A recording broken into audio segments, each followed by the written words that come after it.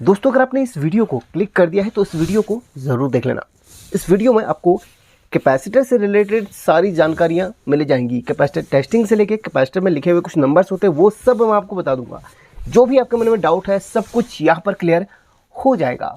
फिर भी कोई सवाल आपके मन में रहता है तो कमेंट बॉक्स में बिल्कुल आपके सवाल का मैं स्वागत करूँगा। तो अब मैं शुरुआत करता हूँ सबसे पहले कैपेसिटर की पहचान से, क्योंकि जब आप कैपेसिटर को पहचान पाएंगे तभी तो उसकी टेस्टिंग करेंगे या फिर उसके बारे में जान पाएंगे। तो नॉर्मल कोई सा भी आप सर्किट बोर्ड ले लीजिए। सर्किट बोर्ड से मेरा मतलब है कोई सा भी हो, एसएमडी वाला हो या फिर बड़े वाला हो, तो कोई सा भी आप ले लीजिए। वहाँ पर आपको बहुत सारे कंपोनेंट्स देखने के लिए मिलते हैं। आजकल के सर्किट बोर्ड में सभी में हर कंपोनेंट के बगल में कुछ ना कुछ कोडिंग लिखी होती है। तो वैसे ही जिस कंपोनेंट के बगल में सी की कोडिंग रहती है वो आपका कैपेसिटर होता है। और कैपेसिटर आपके कई प्रकार के होते हैं, ज़रूरी नहीं कि इस टाइप के जो दिखते हैं वो ही कैपेसिटर हो। नहीं दोस्तों, बहुत टाइप के कैपेसिटर होते हैं जिनको आप यहाँ पर सर्किट बोर्ड में सी नाम की कोडिंग से देख सकते हैं। एग्जाम्पल के लिए नॉर्मल तो ये सभी कैपेसिटर आपने देखे होंगे। इसको क्या कहते हैं? इसको काफ़ी लोग पीएफ कहते हैं। तो दोस्तों कैपेसिटर की कैपेसिटेंस को मापने की इकाई है पीएफ, यानी कि पिकोफैरेड। तो यहाँ पर असल में होता क्या है, इसको शॉर्टकट में भले लोग पीएफ कहते हों लेकिन ये एक कैपेसिटर ही है। ठीक है, ये एक कैपेसिटर है लेकिन कम वैल्यू का है।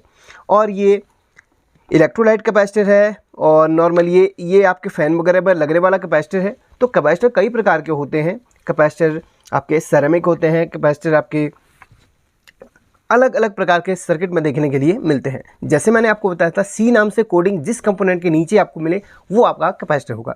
डेफिनेटली 101% वो कैपेसिटर होगा। यहाँ पर देखिए कई प्रकार के कैपेसिटर आपको मैं दिखा दूंगा। सबसे पहले तो ये नॉर्मल यही है, इसके बगल में सी लिखा हुआ है। और ये 104, 105 ये सब छोड़ दीजिए, ये नंबरिंग करी हुई है, इसको आप छोड़ दीजिए। बस सी नाम का अल्फ़ाबेट देख लीजिए, कैपेसिटर वही वाला कहलाएगा। ये देखिए ये कैपेसिटर, ये तो सभी लोग जानते हैं।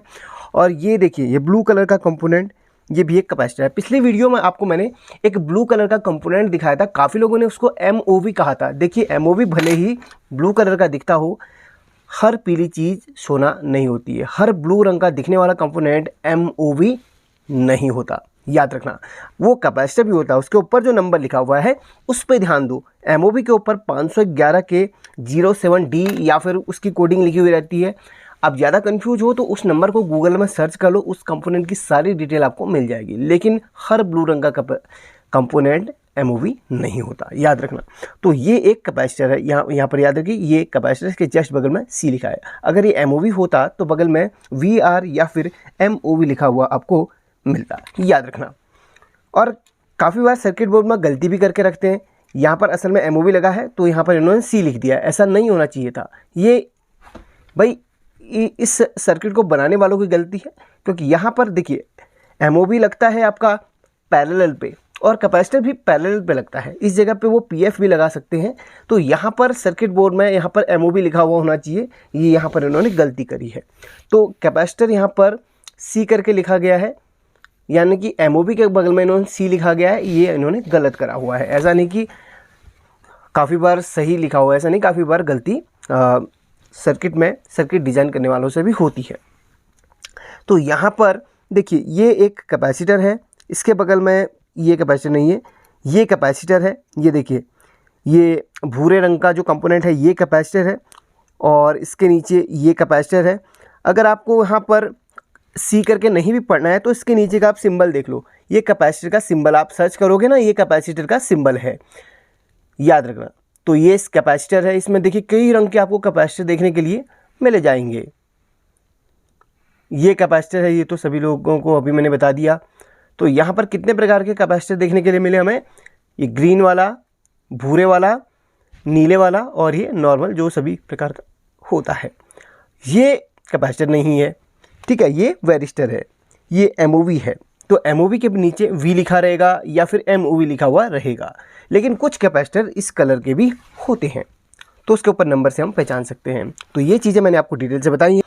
अब जानते हैं हम कैपेसिटर को टेस्ट कैसे करते हैं। देखिए कैपेसिटर को टेस्ट करने का नॉर्मल अगर तरीका है तो नॉर्मल जो तरीका है वो भी मैं आपको बता देता हूँ। दो तरीके हैं, एक तो इसकी कैपेसिटी का आप टेस्ट कर सकते हैं। कैपेसिटर दो तरीके से ख़राब होता है। कैपेसिटर एक तो शॉर्ट हो जाता है, दूसरा वीक पड़ जाता है। जब वो शॉर्ट हो जाता है तो उसकी टेस्टिंग हमेशा मल्टीमीटर के कंटिन्यूटी मोड में करी जाती है। और ये जो मल्टीमीटर आप देख रहे हैं ना, इससे पे कैपेसिटर की कैपेसिटी को चेक करने वाला है। और ये नॉर्मल मल्टीमीटर है जिसमें सभी प्रकार के कंपोनेंट्स चेक होते हैं। ये वाला हमने कैपेसिटर ले लिया है।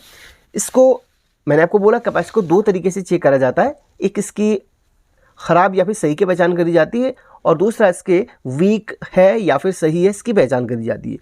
क्योंकि जो ये कैपेसिटर सपोज करो 4700 माइक्रोफेरेड का है, अगर यहाँ पर ये वीक पड़ जाए तो सर्किट में ये प्रॉपर्ली वर्क नहीं कर पाएगा। तो इसकी जो अंदर की पावर है वो कम हो जाए तो सर्किट में प्रॉपर्ली काम नहीं कर पाएगा। तो इसीलिए इसको दो तरीके से चेक करा जाता है।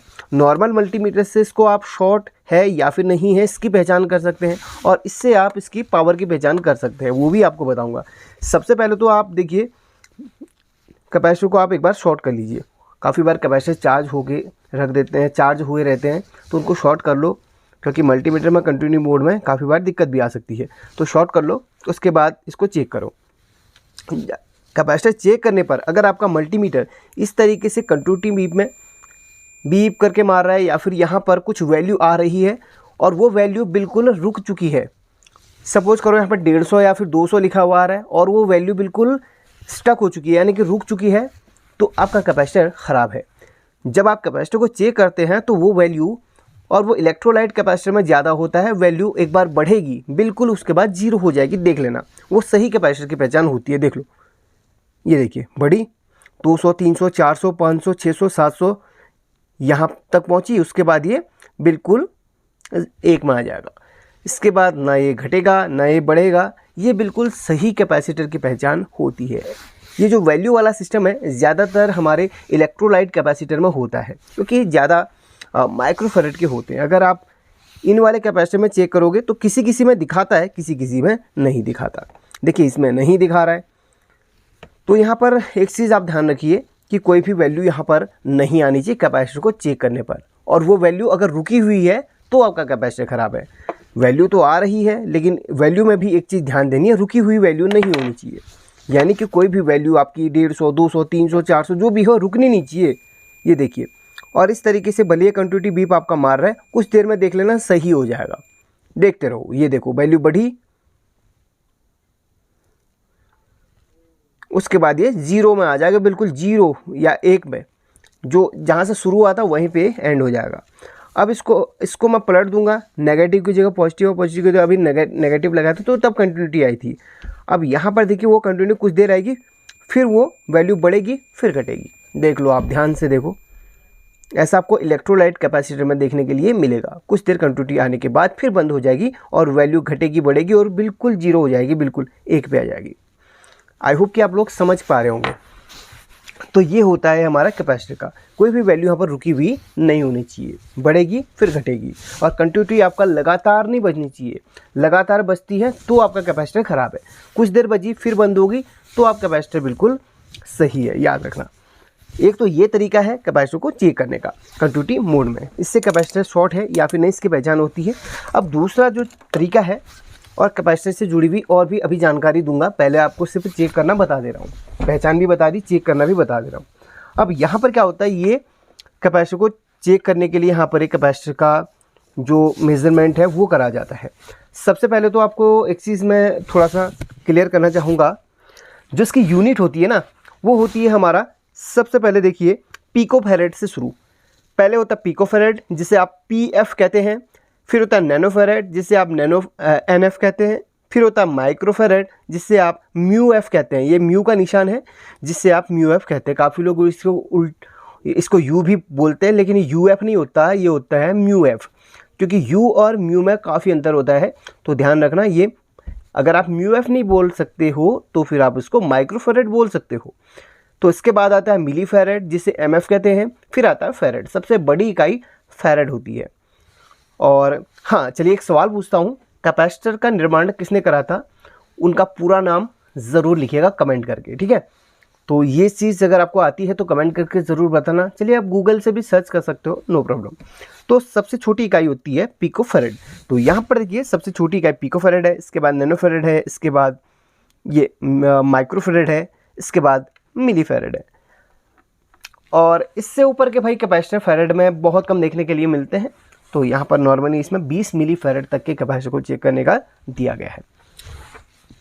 तो चलिए हम अब चेक करते हैं सबसे पहले इनको, और साथ में पीएफ का भी बताऊंगा। जो पीएफ वाले जिन्हें आप कहते हैं, ये वाले कैपेसिटर भी चेक करके बताऊंगा। चलिए यहीं से हम शुरुआत करते हैं, इसको रखते हैं हम बिल्कुल 0 पर। इसके ऊपर की जो नंबरिंग है वो अभी आपको बताऊंगा कि इलेक्ट्रोलाइट कैपेसिटर में जो भी नंबरिंग होती है वो बताऊंगा।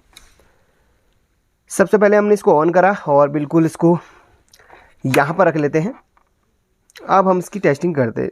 चलिए सबसे पहले इसको हम इस पर लगाएंगे। इनमें पॉजिटिव नेगेटिव कुछ नहीं होता इस वाले में, ठीक है, और पॉजिटिव नेगेटिव इलेक्ट्रोलाइट कैपेसिटर में ही होता है, और इनमें कोई पॉजिटिव नेगेटिव नहीं होता। चलिए इसको चेक करते हैं इसकी वैल्यू क्या है। इसकी वैल्यू यहाँ पर 1 लिखा हुआ है, इसका मतलब इसकी वैल्यू थोड़ा सा ज़्यादा है। देखते हैं, यहाँ पर भी नहीं आ रहा, थोड़ा सा और बढ़ाते हैं। 20 नैनोफैरेड से भी ऊपर का है ये। तो ये 200 नैनोफैरेड में हमने जब इसको सिलेक्ट करा तो यहाँ पर जो इसकी साफ साफ वैल्यू लिखी हुई आ रही है ये है 47.4 नैनोफैरेड। ये पीएफ 47.4 नैनोफैरेड का है, या ये कैपेसिटर, ये पीएफ नहीं कहूँगा, ये कैपेसिटर 47.4 नैनोफैरेड का है।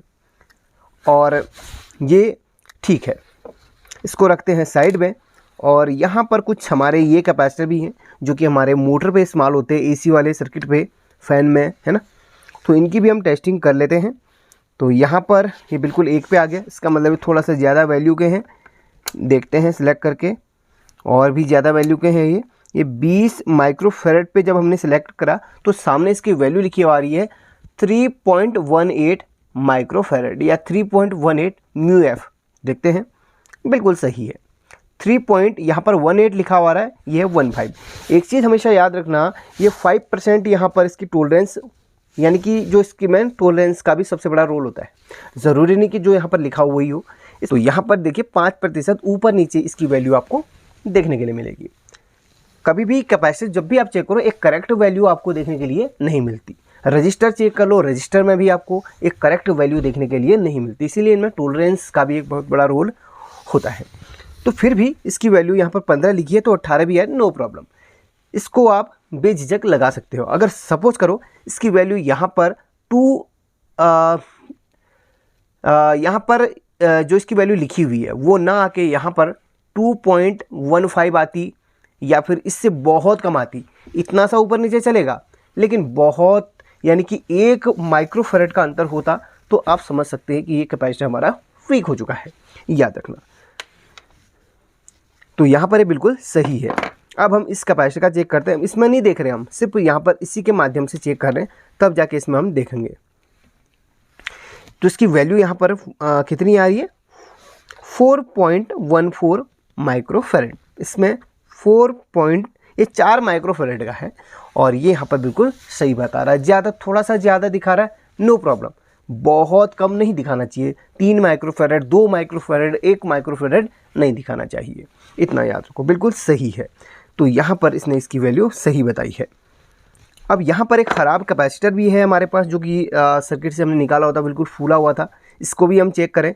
इसमें देखिए ये प्लस का है, ये माइनस का है। इसमें प्लस माइनस देख के आप लगाइए। इससे हम DC AC कोई भी कैपेसिटर चेक कर सकते हैं। और इसकी वैल्यू देखिए, कुछ भी यहाँ पर इतनी भी सी वैल्यू आ रही है। पिकोफैरेड में दिखाएगा कुछ ना कुछ, ये पिकोफैरेड में भी नहीं दिखा रहा, इसकी वैल्यू दिखा रहा है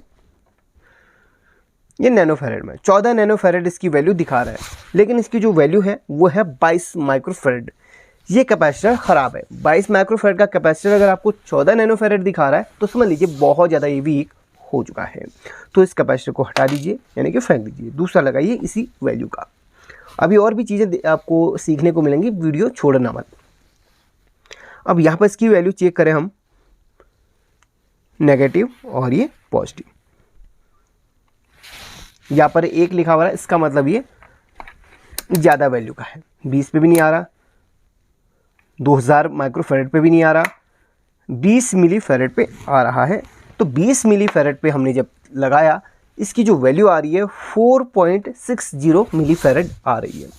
4.60 मिलीफैरेड का मतलब है कि 4600 माइक्रोफैरेड। मिलीफैरेड को माइक्रोफैरेड में अगर हम कन्वर्ट करें तो यहाँ पर ये 4600 माइक्रोफेरेड का ये कैपेसिटर है, यानी कि इसमें जो दिखा रहा है 4600 माइक्रोफेरेड या म्यू एफ का दिखा रहा है, लेकिन है किस वैल्यू का ये ज़रा हम भी देखें तो ये है 4700 माइक्रोफेरेड।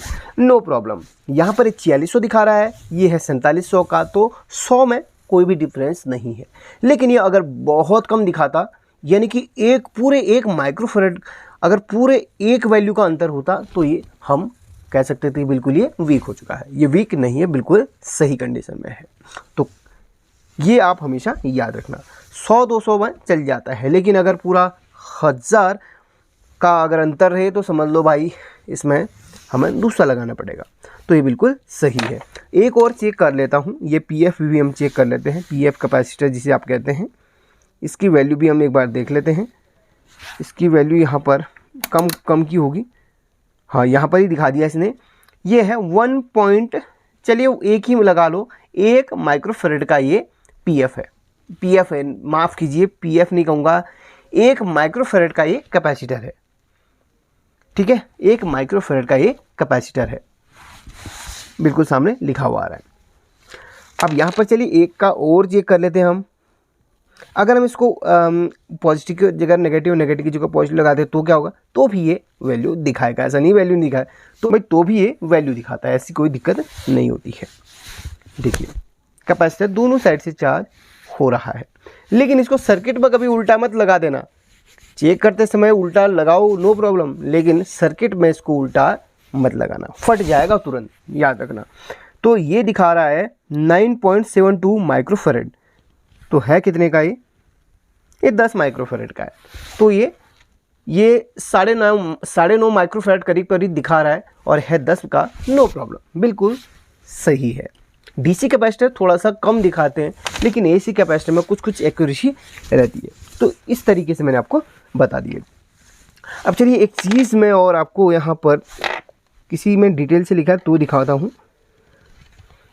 यहाँ पर देखिए ये जो है कैपेसिटर, याद रखना कभी भी गलत इन कैपेसिटर्स को कभी आप पॉजिटिव की जगह नेगेटिव या फिर नेगेटिव की जगह पॉजिटिव उल्टा सुल्टा मत लगा देना। जहाँ पर नेगेटिव है इसको तहीं पे लगाओ, तब जाके ये सही से काम करेगा। उल्टा लगा दोगे तुरंत फट जाएगा। और दूसरी बात है, इनमें ये जो वोल्टेज होता है इसका भी बहुत बड़ा रोल रहता है। इस कैपेसिटर हर जगह पे उसी वोल्टेज के हिसाब से लगते हैं। कहीं पे आपको 450 वोल्ट का मिलेगा, कहीं पे आपको 1000, कहीं पे आपको माफ़ करना 10 वोल्ट का मिलेगा, कहीं पे आपको 16 वोल्ट का मिलेगा, कहीं पे 25 वोल्ट का, कहीं पे 35 वोल्ट का। तो वोल्टेज के हिसाब से जहाँ पर जितने वोल्ट आ रही होगी वहाँ पर उतने वोल्ट का कैपेसिटर आपको, उससे थोड़ा सा ज़्यादा वोल्ट का कैपेसिटर मिलेगा उस जगह पे फिल्ट्रेशन के लिए। ये फिल्टर का, इसको फिल्टर भी बोलते हैं, कैपेसिटर को फिल्टर भी कहा जाता है, क्योंकि ये फिल्टर करने का काम करता है आपके वोल्टेज को।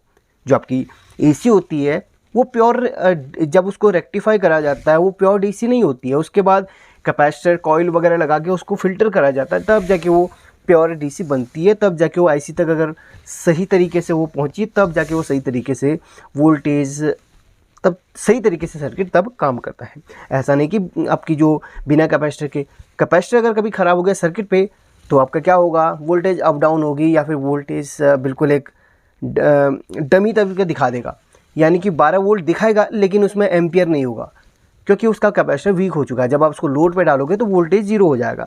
तो कैपेसिटर सबसे बड़ा रोल प्ले करता है भाई सर्किट पे।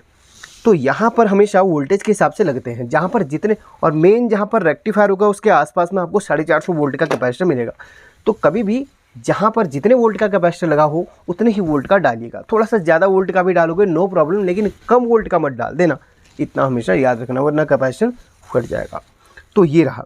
अब यहाँ पर इसमें कुछ डिग्री सेल्सियस भी लिखा हुआ है, ये इसका तापमान होता है। कैपेसिटर, ये कैपेसिटर कितना टेम्परेचर सहन कर सकता है यहाँ पर लिखा हुआ है, ये 105 डिग्री तक सहन कर सकता है। 105 डिग्री जैसे इसका टेम्परेचर क्रॉस हुआ ये तुरंत ब्लास्ट हो जाएगा।